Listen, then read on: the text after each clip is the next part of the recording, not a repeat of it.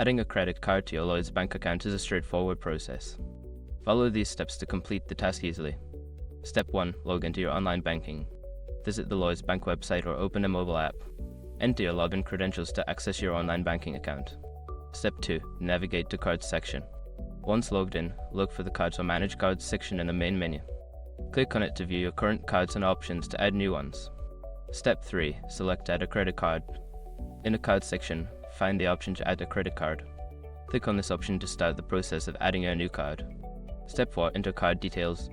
You will be prompted to enter your credit card information, including the card number, expiration date, and security code. Fill in the required fields accurately. Step 5. Confirm and save changes. After entering the card details, review the information for accuracy. Once confirmed, click on Save or Submit to complete the addition of your credit card to your account. Now you have successfully added a credit card to your Lloyds bank account. If you encounter any issues, consider reaching out to customer support for assistance.